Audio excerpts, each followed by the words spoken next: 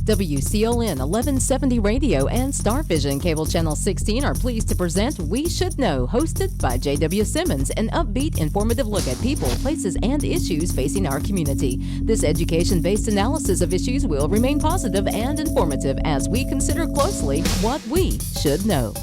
Ladies and gentlemen, welcome back. We Should Know is on the air. I want to thank you for taking a look at us today on Star Communications Channel 16. Also, if you're listening to us on WCLN Radio, 1170 Oldies in Clinton, North Carolina. We're coming today with I guess an exercise in trying to educate a bit and trying to get you to understand a bit. We've got a guy that has been in government for some time, Congressman David Rouzer, and when I say that, I say it because you've been in state government. You've worked for two legendary senators, both Helms and Dole. You've been around, I guess, not only the political world, but how it operates and maybe how it should operate is two different kind of dichotomies. But let's start out, just thank you for being here and taking time to come by and see us. Well, great to be with you. Let's start and kind of big picture stuff. I want to start with a question, big picture, and look at 435 members in the House. And when we say House, we're talking about the House of Representatives, Congress of the United States. When folks look at that, and your constituency looks at you, and there's an expectation, do you think everyone understands the tremendous amount of movement and things you have to do to just get a bill to the floor, much less make law? Well, you know, our founding fathers understood that what they put in place originally, the Constitution and the three separate and equal is a very important point here, separate and equal branches of government. And the legislative branch in particular, you have two chambers. You have the House chamber and the Senate chamber. The House chamber is designed to be a direct reflection of the American public and the whims of the American public at any given point in time, which is why we have two-year terms. A U.S. Senate was designed to be a more thoughtful, more deliberative, more, well, hold on, let's wait a second and make sure this is what we really want to do type of chamber, which is why they're up every 6 years, and only a third of that body is up every 2 years. So individual senator has a 6-year term, and a third of that body is up every 2 years. That way, you don't have, if you have a big uprising all across the country, the House can flip, but it's not likely necessarily that you'll see tremendous change in the Senate, and that was by design. And that's because our founding fathers understood very well that, number one, they wanted to have a very deliberative Congress. They wanted to make sure that the laws of the land were made in a deliberative fashion, a very thoughtful fashion. But they also wanted to make sure that the voice of the minority was heard and protected. And so the rules of the U.S. Senate are specifically designed to protect the voice of the minority. When I was with Senator Helms, for example, we were really fighting for the minority in terms of the tobacco farmers and the companies and the tobacco industry as a whole in the late 90s when they were just under siege. If the Senate had been operated by majority rules mentality and rule structure, the tobacco industry would have been wiped off the face of the earth years ago. But because Helms understood the rules of the road and the rules of the chamber almost as good, or if not better than anybody else, we were able to derail a lot of those bipartisan efforts that would have destroyed the tobacco industry. Is the idea behind it to seek balance and understanding? Well, the idea is, and here's the main point I want to get to, the idea is that our founding fathers understood what they had put in place originally was as good as it was going to get, and if you were going to make any change to it, they wanted to make it hard. And that process, this system has served us very, very well over a long period of time. Now, what's happened, though, in particular the last 40 to 50 years, is the legislative branch has ceded more authority to the executive branch. And one of the functions or one of the natural results of an ever-growing federal bureaucracy is they have more and more control and they have more and more autonomy, and it's harder for the Congress to keep a check and balance on them. One of the big frustrations that I think every member of Congress today has is that you've got all these rules and regulations being issued by, for example, the Department of Labor, the Department of Environment or the Department of or EPA, Environment Protection Agency. And so you've got all these new rules and regulations that have the effect of law, but we don't have any vote on them. No vote at all. So when the administration moves forward on a new rule that would take, for example, franchise owners, say Burger King franchise, and basically making all the franchisees as part of one entity as it relates to the management and the governance of the corporate structure, we have no say on that in Congress. No vote whatsoever. It's just done. It's just promulgated by rule. Waters of the USA, which is a rule coming out of EPA, and thankfully has been put on hold by the courts, at least for the time being. That, in essence, would make the entire 7th Congressional District a wetland. Think about what that would do to property values, agriculture, the cost of home building, et cetera. I mean, it would just go out the roof. And not to mention the difficulty in terms of dealing with federal bureaucrats on your property when you have a huge rainstorm. In this neck of the woods, heck, it rained a significant amount between October, January, early February. And so, given our soil types, et cetera, the entire district would be classified as a wetland. Yet, such a huge, broad change as that, we have no vote on it. That's part of the reason why there's this uprising in the country, is because people don't feel like their vote counts anymore. You vote for a marriage amendment at the state level. 32, 33 states adopt a marriage amendment all across the country, regardless of how you feel on the issue. The fact of the matter is, in many of those states, that marriage amendment to the respective state constitutions was adopted overwhelmingly. And then get to Washington and 5 people in the U.S. Supreme Court say, no, you can't do that. Should marriage be a decision by the state, by the people? Well, it should be. It should be. In fact, all of the social issues, quite frankly, should be state level issues, not federal issues. But I bring all that out to mention and to specify what I believe is a key component of the frustration that the American public has with Congress today. A lot of people, a lot of citizens don't realize that when EPA issues these new rules and regulations, we don't have any vote on it. When the Department of Labor issues new rules and regulations as it relates to overtime pay, minimum wage, et cetera, we have no vote on it. And that's a real problem. And so not only is that a problem, but our tax code is a problem today. It's gotten too cumbersome, too burdensome. We're not as attractive a country to do business in. We got a whole host of things. Our energy policy needs to be revamped so that we're tapping into all our natural resources to the best of our ability.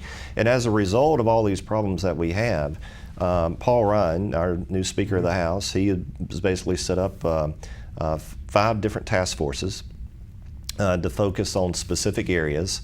And what we want to do with these task forces, and these task forces, by the way, are comprised of members that have an interest in a specific area. We've got a task force on rule and regulations and tax reform, for example. So all of us that are interested in those subjects, we go and meet.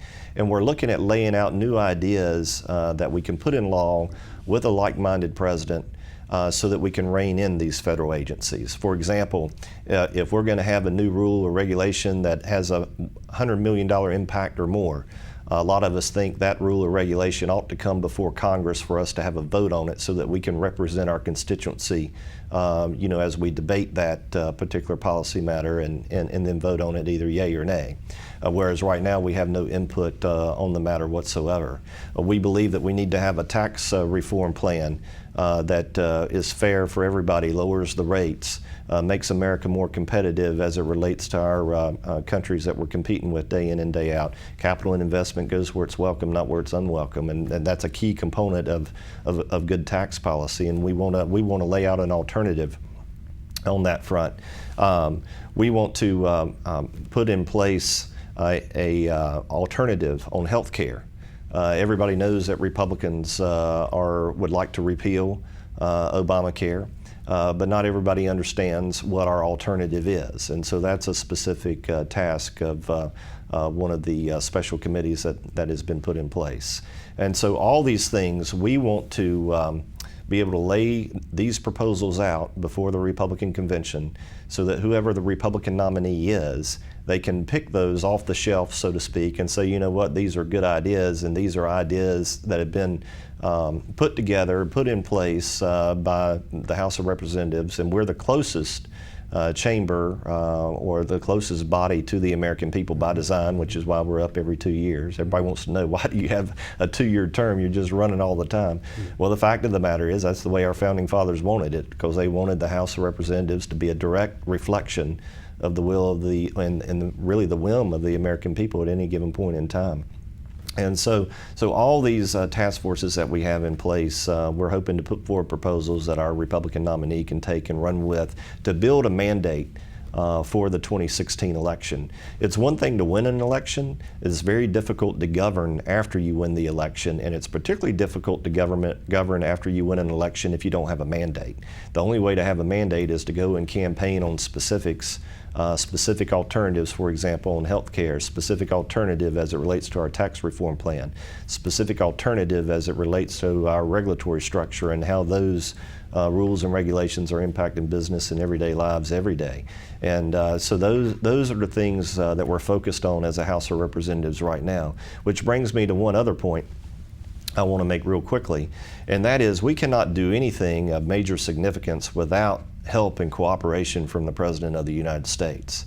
A lot of conservatives get frustrated because Republicans have control of the House, Republicans have a majority in the Senate, and even those items that we can get through the Senate, where you have to have a supermajority vote even to move anything forward, such as Keystone Pipeline, we were able to get that through the House and the Senate. Senate to the President. Well, the President vetoes it. In the Senate, you got to have 67 votes to override a veto. We don't have anything close, although on that particular bill, we were able to muster up 64 votes. In the House, you got to have 290 votes. We have the most Republicans since 1928, but that's still only 247 Republicans, which means a majority. Yeah, which means we've got to go find 43 Democrats in order to override a veto. So those are the kind of things I think that need to be well understood to understand the difficulties that we face as it gets to moving legislative forward. And again, it's set up that way because our founding fathers understood what they had in place was as good as it was ever going to get, and they wanted to make it hard. We're going to take our first break, and we're going to come back and we're going to pick up on some of these issues and expand on the conversation. Ladies and gentlemen, stay with us. We're talking with Congressman David Rouzer about some key issues that's impacting your lives. One of those was particularly taxes. Hopefully we can clarify some issues that relates to what they can do and can't do. We'll be back in a moment. Stay with us. You're out for an evening on the town. Finally a chance to relax and forget that you left your front door completely unlocked. Fortunately, you just installed a security system from Star Communications. With just your cell phone, you can check on your house, lock it down, light it up, and get back to relaxing. You forgot to put Buster in his crate. Unfortunately, we can't help with that. Security and automation from Star Communications. Call today to find out more. Ladies and gentlemen, welcome back. We have with us today Congressman David Rouzer. This is the 7th Congressional District here in North Carolina, and it covers, I just want to touch on some of the counties you cover, is Bladen, Brunswick, Columbus, Cumberland County, Duplin, New Hanover, Pender, Robeson, and Sampson County. Literally from Wilmington right on up to, East Carolina and the edge of Raleigh. I mean, it's a tremendous district when you look at those lines. I can't explain exactly where the lines are by looking at it, but it does touch all of those counties. That's a huge responsibility. Before we get back into some of the tax issue, and I want to touch on that, how do you stay in touch with that constituency? Because you mentioned in your opening remarks the interest you have in maintaining that connectivity, and that the Constitution was built around the fact that you maintain that connectivity. How hard is it now? And I know we've got all kinds of technology pieces, but for those folks that want to see your face and want to say to you eye to eye, and there's a lot of them out there, you know the people I'm talking to, how hard is it to do that and also maintain your what is a full-time job in D.C.? Yeah, well, it's not the easiest thing in the world, that's for sure. Now, no, it requires a major time commitment, a tremendous amount of energy, and a great staff. You got to have all of it. And we've tried to do the best we can on all those fronts. And, we have found that, when you're accessible and if you're doing your due diligence in terms of reaching out to folks, you pick up a lot of good ideas along the way, and that's how it was designed. And of course, the more connected people feel with their representatives, the better governance you have as well. I've always approached every job with the understanding that I certainly don't know it all. But there are a lot of people out there that have a tremendous amount of expertise in their specific areas, and based on not only their education, but their work history and their personal walk in life. And so I try to glean tidbits from everybody that I meet, and make sure that we're doing the very best we can to stay connected. One of the nice things that we put in place, because I hear a lot about it, is our local office hours. In every county, every month, we have what I call local office hours, where people know where we are and when we're going to be there. And a lot of times it's my staff, it's not me, because of just the nature of the schedule, et cetera. But I try to be as accessible as I can too. We have a newsletter, email newsletter. I think we've got about 16,000 or so that are subscribers to that.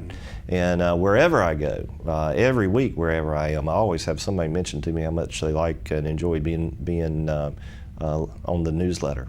And you've devoted a huge amount of time of getting here. You're devoting a huge amount of time while you're here. It's something you would have to say you knew what you were getting into, because you've been watching it from the inside out. Sure. So, although I will say it's different as a member. It's different when you have to do it. Absolutely. Yeah. It depends on you. So when and in case people are wondering, here's what my weekly schedule looks like. I'm usually 3 nights in Washington, D.C., 2 nights in my home in Johnston County, and 2 nights in Wilmington, North Carolina. So I make that loop, that circular loop, basically from Wilmington up to RDU Airport every week, and of course, the 3 nights in D.C. because of the votes while we're in session. And we usually have 3 straight weeks of session, so I'm back and forth every single week on that kind of schedule. And then we'll have a district work week. Now, because it's Easter was a week or so ago, and we actually have 2 district work weeks this period. And last week was the first district work week. This is the second district work week. And so it gives me an opportunity to travel the district a little more extensively during those district work weeks. But we see a lot of people, and I have a great team in place, and they are basically an extension of me, and they do a lot of great work, and we're real proud of them. So if somebody's got needs to feel they need input, they need to say something to somebody, there's a way to do that. And with technology as it is today, they can easily just Google your website, find out when those dates are, and pull that up. I'm going to be amiss if I don't get this in early on. Let's talk about agriculture for a bit. Your district is a huge agricultural mecca, as is North Carolina. Now, if I didn't say that, Steve Troxler would probably come and get me. But okay, having said that, what is some of the biggest agenda issues you're hearing from your constituency as it relates to agriculture, and what the federal government needs to do related to agriculture beyond the fact of getting some of the regulations out of the way? Yeah, well, rules and regulations are a big part, obviously, but the Farm Bill is basically halfway through its cycle at this point in time. We're having a lot of hearings, oversight hearings, as it relates to our farm policy that's in place. And this past year was a tough year, for agriculture across the board. The weather was very uncooperative, too hot, too wet. A lot of quality loss, a lot of yield loss too, but in particular bad quality. And what folks have found is that the Farm Bill that's in place, it really is not a very adequate safety net, particularly not anywhere close to farm bills from previous years. The chairman of the Agriculture Committee, Mike Conaway, is a member from Texas. Cotton is big down there in Texas, of course, and so that's a special interest of his. He and I talk on the floor every week about the farm economy and what's going on, and the hard times that many of our farmers are facing right now. And of course the exchange rate too is a big problem for any industry that relies upon exports like we do in agriculture. That exchange rate is very significant, and that's one that you really don't have any control over. It is what it is. It's kind of like your interest payment on your mortgage or any debt that you have. For example, our national debt, we have no control over the debt service of that, other than taxing and spending and controlling spending. But whatever that interest rate is, determines what that debt service payment's going to be. And that controlling part seems to be a little bit out of hand. Yeah, and that's why we need a mandate election to move this country back in the right direction. Because if you look at entitlement spending, that's currently 70% of the total federal budget, and discretionary spending is only roughly 30%. So obviously, if you're going to get a handle on the debt, the total debt, you got to get a handle on the explosive growth of the entitlement programs. And let me explain what those entitlement programs are too, because it's very important to understand. And this, a lot of members of Congress really don't like to talk about this, but I talk about it freely because it's important for you to understand the truth in order to understand the solutions that need to be put forward in order to address the problems that we face. Your three main entitlement programs are Social Security, Medicare, and Medicaid. Medicare and Medicaid are two with explosive growth because of the increased cost of health care. Exponential increase in cost of health care is part of the driver for those two. Can we stop just a minute? I want to differentiate a bit between Medicare and Medicaid. Medicare, typically, for folks that may be listening, is a program that's set up by the federal government, but people typically have paid in to that, just like Social Security. But Medicaid, oftentimes, folks, this is a last-ditch kind of thing. Somebody may be here from, I'll say from another country, not even a citizen. They show up in an emergency room. The hospitals have to pick whatever funding up through Medicaid. Well, I know that oversimplifies it, but the word entitlement sometimes means you're getting something you're not supposed to get. Well, and let me explain that because people do they do get that confused. Get a little stirred up when they hear that Social Security and Medicare in particular are entitlement programs. They're referred to as entitlement programs not because of any reference to welfare, but because under the law, if you meet XYZ criteria, you are entitled to that benefit. Exactly. And so that's why they're referred to as entitlement programs. Now, welfare programs are also under the umbrella of entitlement programs because under the law, if you meet XYZ criteria, you're entitled to that welfare benefit, whether it's food stamps, public housing, et cetera, et cetera. So anyhow, a lot of people do get a little edgy they do. When they hear Social Security and Medicare roped in under the term entitlement. But it's not in that particular instance a reference to welfare, it's a reference to the fact that under the law, because you meet those eligibility criteria, you are entitled to the payment. Certainly they would be that much more upset if they were eligible for the payment but not entitled to it. Correct. And so any event, good, very, very good clarification there. But here's our problem with Social Security and Medicare today. The money that was put in over all these years, say you, me, for Social Security, it's not there for us. You're basically, when you pay into Social Security today, when that money is withdrawn from your paycheck, that money is going to go fund those who are on Social Security right now. So it's not an investment for you for the future. It's basically a transferal of money from your bank account to a senior citizen account. Now, that is not to negate the effort and the hard work of everybody out there who paid into Social Security over all those years. It's just a fact of the matter that the program, because of the demographics, you have so many more retirees now than you do workers as compared to the past. And people are living longer and more healthy That's exactly right. The demographics are what's driving the explosive nature of the expenditures under Social Security and Medicare. So it's basically what you're saying is those people are in their 30s, 40s, most likely, it's not at the rate it's going now, it just simply won't be there for them. It will not be there. If you are 48 or younger under current policy, I might be off by a year or two on the age, but not much.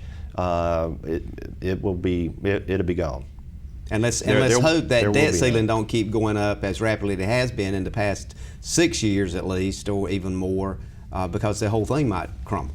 Yeah, well, and that's why this election needs to be a mandate election where we have a like mind in the White House and like minds in the House of Representatives and the United States Senate, so that we can lay out what the real issues are and what the solutions are, and have the governing majority that we need in order to make the reforms necessary.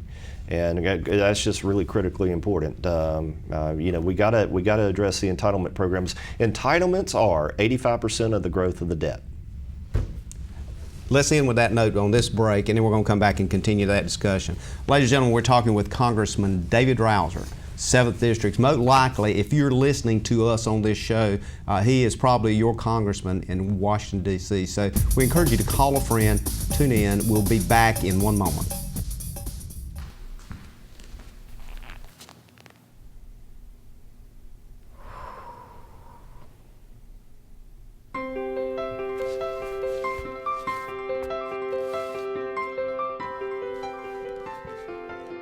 Whether it's video, voice, internet, or cellular, Star Communications connects you to the things you love. It's what we do and have done for over 50 years. Star Communications, your local technology company. Ladies and gentlemen, welcome back. I want to thank all those folks that watch this show each and every week, or listen to us on the radio, or read about the summation in the newspaper, the Sampson Weekly. We appreciate you doing that, and I certainly appreciate your commentary. We'll thank all those folks at the radio station, to include the morning show with Grandpa, the L-Man, Nolan Z. In the lunch hour, you may hear Wayne Weeks with the gospel show each and every day on the radio. Nicole, of course, each and every week, she introduces this show, as well as she does a show on the radio called The Country Store, which is very interesting, with buying and trading and selling stuff on the country store. Thank Nicole for her commentary, Tommy the Fly in the afternoon, and I'm hoping I'm not leaving anybody out, but we do appreciate all of those folks, and you, the listener and the viewer. We thank you for passing the word on, and I really do appreciate you seeing me in the public and saying, hey, thanks for what you're doing and the program. So we're back to Congressman David Rouzer, who is, you got an awesome job. You know, sometimes I sit back and go, really? You asked for this? I mean, come on.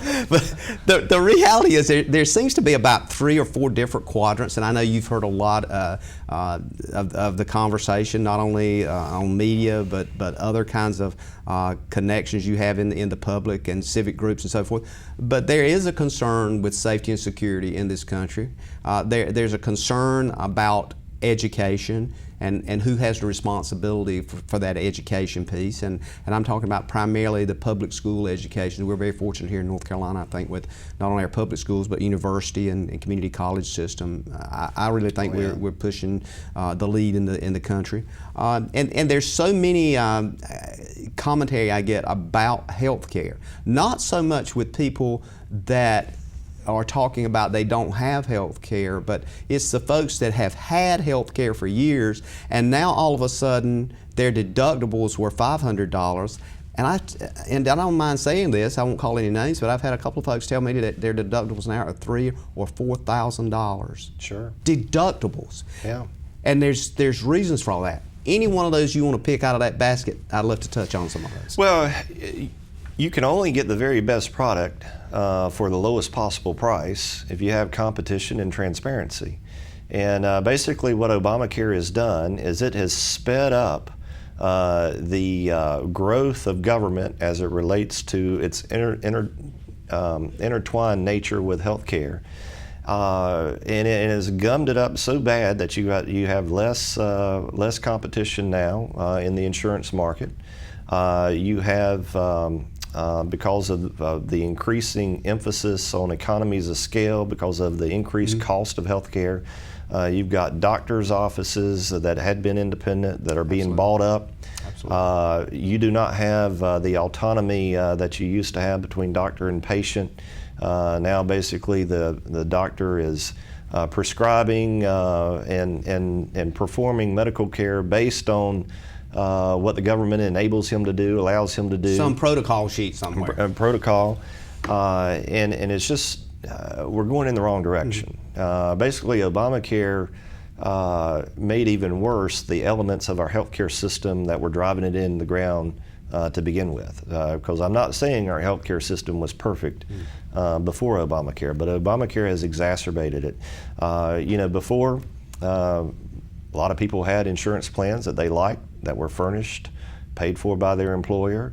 Now they've lost those plans. Or at the very least had to start paying for part of it. Well, and absolutely, and premiums may not have gone up as much, but their deductible is doubled or tripled or quadrupled, and now I think you're going to see in this past year, in particular, people started seeing their premiums jump up exponentially as well. And this is a fundamental, I think, point to understand as well. The more involved government is in anything, the financial sector, the healthcare sector, whatever it may be, it makes it more costly and more cumbersome. We basically, under Obamacare, are fastly approaching 5 health insurance companies, and they're in essence an arm of the federal government, which is not a good thing. It means there's no competition really between insurance companies. So we, as a Republican House Conference, we're working on this task force that I mentioned to put together an alternative that will enable people to buy health insurance across state lines to help bring more competition. It will de-link health insurance from employers, so if somebody has a product they like, they can carry it from an employer to employer. Enable people to save money tax-free for what I call the knickknacks of health care, cold, flu, that kind of thing. When you go to the doctor's office, you have no idea what it costs. No idea. As the old saying, there's nothing more expensive than that which is free. Exactly. You get that little sheet and then discover what you owe. That's exactly. In fact, the doctor's office is one of the few places you go where you don't have a price list. You go in a restaurant, you go in any other place, you have an idea of what you're going to pay for the service that you receive or the product that you receive. Exactly right. And so third-party payer here is a little bit of that problem, obviously, as well. But we can make some key reforms that will help to improve it dramatically. And to help improve the doctor-patient relationship. And basically, we've got to get rid of the rules and regulations that are really stifling competition and transparency, and implement more market reforms on the insurance side. And tort reform is a key component to helping to keep costs as low as possible, too. Doctors can't be in fear of practicing aggressive medicine to the best of their ability as they are today, because you never know if something were to go wrong, they're going to be sued. And so that's a key component of healthcare reform as well. Can any of that get done without a change in the executive branch? No. And quite honestly, for those who are quite concerned about Obamacare specifically, at the presidential election, if Democrats maintain control of the White House, whether it's Hillary or Bernie Sanders, Obamacare is here to stay for good, no question about that. If a Republican nominee, whoever that is, if they win the White House, we've got an opportunity. I won't say it's an absolute, because I don't know that for certain, but we would have an opportunity if we can maintain the majority in the Senate and the majority in the House. But even then, it's going to be difficult, because in the Senate, we'll probably have 52 Republicans after this next election, even if we maintain or even if we pick up the White House. Which means we'll have to find 8 Democrats to work with us to pass anything through the Senate. But if you have a good, articulate president that can state what the problems are, here's the solution, this is why we need to make this change, you can usually get the bipartisan support you need in order to get a bill through. For the average person, and I want to step in the world right now of politics for a bit, because again, I know you've seen it for years from the inside looking out, and obviously now as Congressman of the 7th District. But when we look from where I sit, and I'll just use myself as the average person, it just seems to be extremely polarized on the national level. In fact, it's just, oftentimes it's hard if you read and study and try to figure out what's going on. It's just unbelievable, because the next day you think, I've got it figured out, I know and all of a sudden it's like right angles. There's no pathway. I don't see a path. What is going on? Help us understand as much as you can from your vantage point and from your background. What is happening on the national level when we look at these extremes? And I'm particularly thinking in terms, for example, Bernie Sanders notably simply said, look, I'm a socialist. I want to just level the playing field, pay for everything, and you give you a little brown cap, you wear it, and let's move on. But then you see the other extreme in capitalism, obviously with Donald Trump being obviously a billionaire and understanding business, and apparently not understanding a lot about politics, I don't guess, but what's going on with that? I'm going to give you a play here, open field. The body politic, and this is very important to understand, the body politic is a reflection of society as a whole. my pollster has a really good slide that we have as part of a presentation when we're talking politics with donors, et cetera. And it shows that in 1994, the average Democrat basically was not that far apart from the average Republican in terms of their views and beliefs. In 2015, 2016, miles apart. Miles apart. So the country is far more divided today than it ever has been politically. And that's reflected in the House, and it's reflected in the Senate, and it's reflected also by the fact that Democrats have control of the White House and the executive branch, and Republicans have control of the Congress.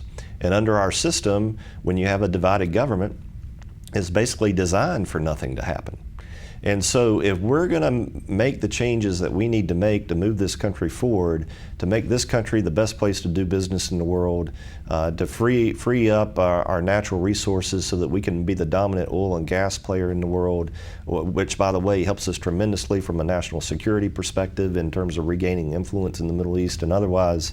If we're going to do all those things, we have to have a mandate election in 2016, which gets back to these task forces that we put together and putting together alternatives that whoever the Republican nominee is can take and go and campaign on them to build a mandate election so that hopefully we can have a like mind in the White House, keep our majority in the House and keep our majority in the Senate so we have a chance to make the major reforms necessary with the public buying in.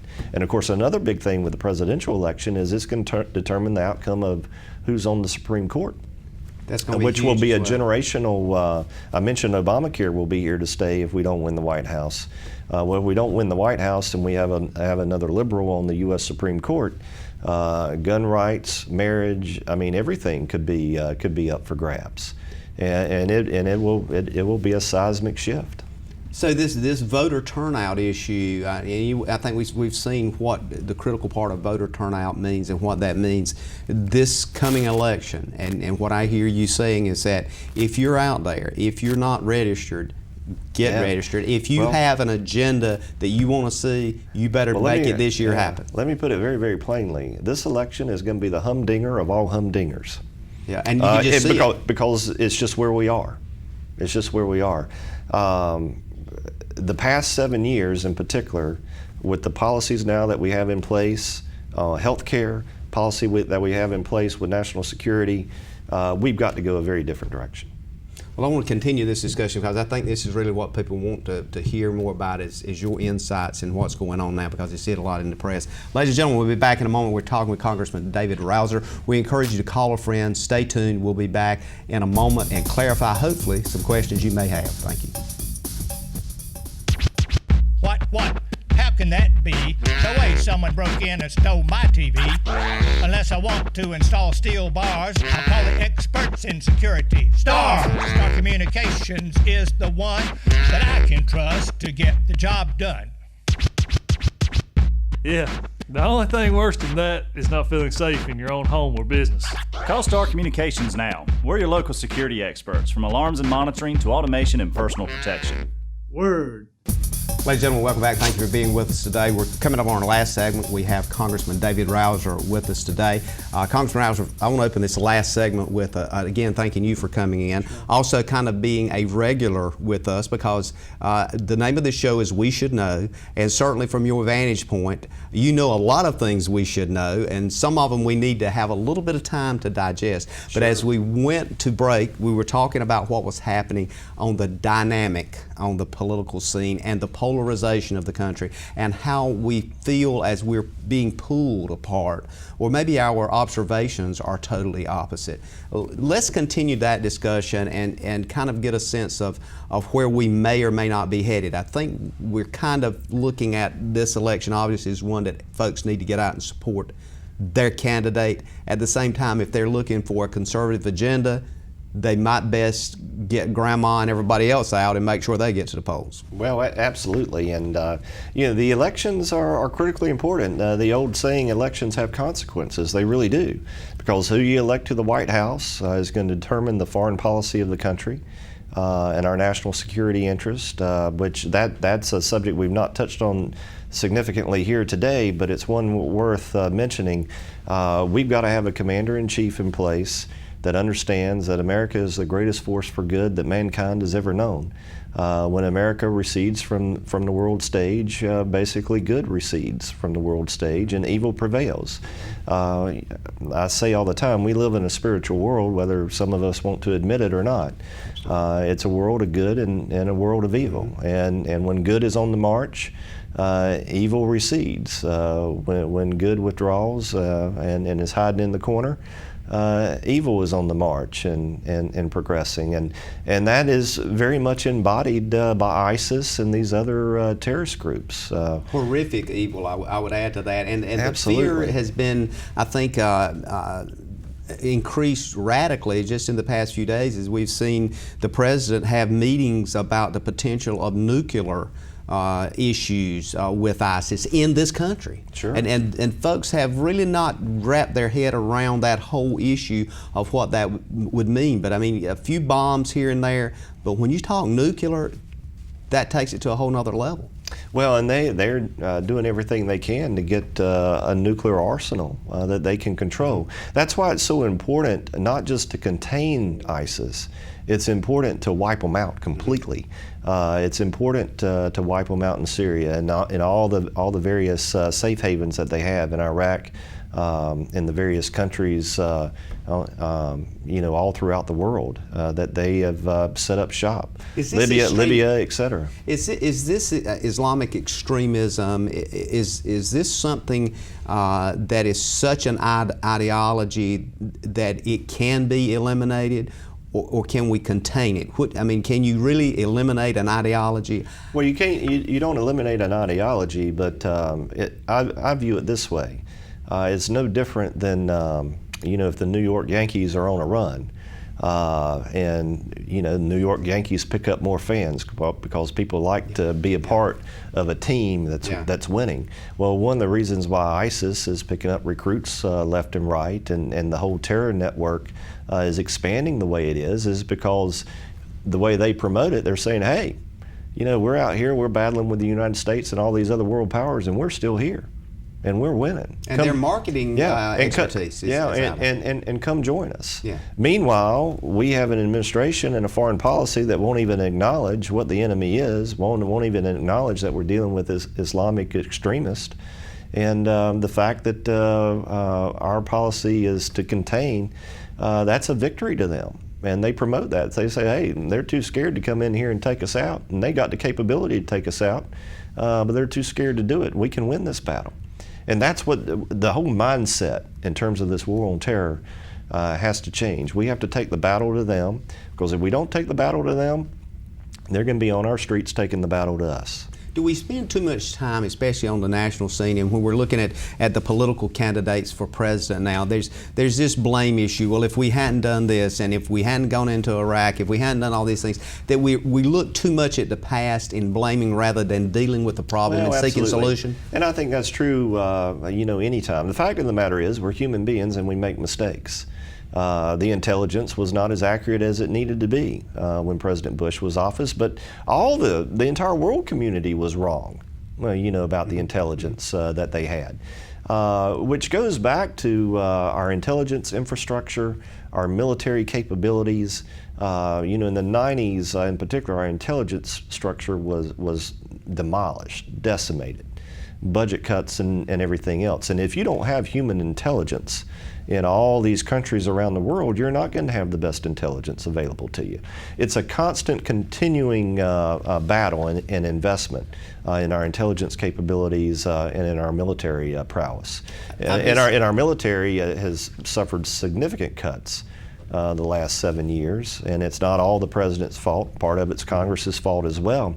But that's an area, as a defense hawk, which I am, I'm considered one of the defense hawks that's in Congress, meaning that I am very, very pro-defense, and if I have an opportunity to get more money to the military to make sure that we bolster our military and national security capabilities, I'm going to vote to do that. and very, very committed to our military. Of course, we got Fort Bragg and Seymour Johnson and Camp Lejeune. For those out there that know it as Camp Lejeune, I'll say Camp Lejeune. They changed the name. Whatever works for you, yeah. Yeah, whatever works for you. But so all that is critically important. That's why these elections are so consequential. The other thing too, I think that's incredibly important. We got to get back to the moral and spiritual principles that made the country great. Because when the citizenry expects and demands excellence, they'll get excellence. But if the citizenry as a whole does not demand and expect excellence, you're not going to find that anywhere, at the local level, the state level, or the federal level. And that gets back to the moral and spiritual principles that made the country great. It's key to our republic. Can't survive without it. As one conversation I had with a gentleman, there's a reason In God We Trust is on their currency and on the monuments that surround the Capitol. It is amazing to me that somehow we miss that and miss that component of it.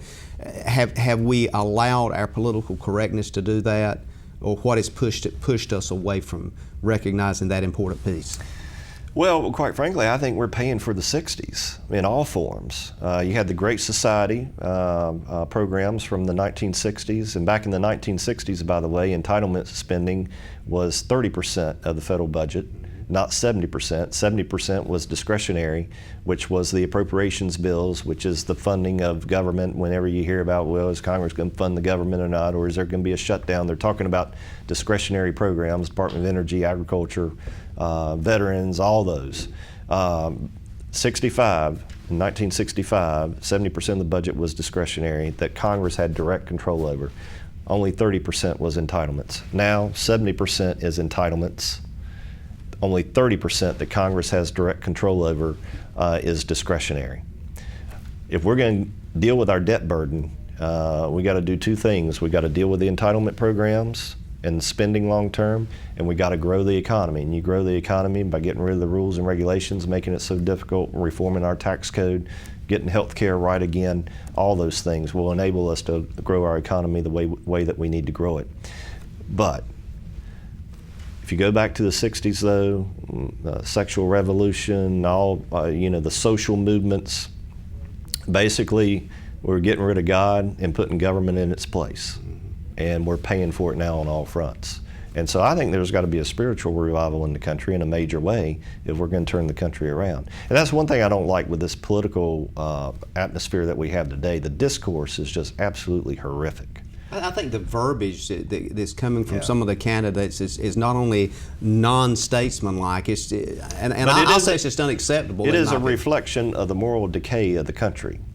And so the Christians who've been sitting at home thinking that politics doesn't mean anything, they need to get registered, make sure they go vote, educate themselves on the issues and the candidates, and make sure that we have godly men and women serving so we can steer us the right way. And governance matters in all forms of life, an application of what it is that we do or are expected to do. Yeah.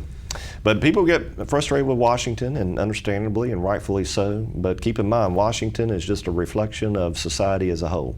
And they're the people that can make the difference. So the big angle that concern, I think, not only for me, but a lot of folks I talk to, is what is chosen to be covered by media and what folks choose to listen to, and whether they fact check the information or not. Quite frankly, I'm amazed at some of the stuff that comes out, and people will come to me and go, no, here's the document. Sure. We're not going to have time to cover it, but House Bill 2, I was going to mention that, and I was amazed at the number of people that had not even read House Bill 2, yet they had all kinds of opinions, and I look at them and go, it's not in there. Have you read the bill? Yeah. So how do we get around that, I guess? I mean, do we do a better job like this at trying to educate people? And your show's a key component to that. I wish there were more shows like yours where people could get an opportunity to have an in-depth discussion basically with their elected representatives and learn more about the issues, because we're only as good as an informed citizenry enables us to be. And if the citizenry is not informed, you can get snowed on anything. And the media is always going to be liberal. It's always been liberal, always will be liberal. And so folks need to understand that there may be another side to the story. Heard a gentleman say this morning, which I think is a thought-provoking statement. He says, it seems that we are controlled and led by the minority. Well, the minority, to their credit, they know how to magnify their voice. And Richard Nixon referred to the silent majority, and the silent majority needs to magnify their voice in the elections. And I think that's kind of where we're at as we move forward, and we'll encourage folks to continue to step up, and we'll do whatever we need to here to bring valid, current information. And with that, I will publicly invite you back as we come to the close of the show. And again, thank you for being part of this and taking time, because I can only imagine your schedule. Well, great to be with you. Always great to be with you. Always a pleasure. Ladies and gentlemen, we want to thank you for being with us today. We're coming up on closing the show, and as always, I encourage your input. Email us at weshouldknow.edu@gmail.com. weshouldknow.edu@gmail.com. We look forward to seeing you again next week on the radio, and may God bless. Thank you for tuning in to this week's episode of We Should Know with host J.W. Simmons. If you have a question, comment, or suggestion regarding this or any episode, please send your emails to weshouldknowedu@gmail.com. And remember to tune in every Tuesday at 2:30 for another informative episode of We Should Know.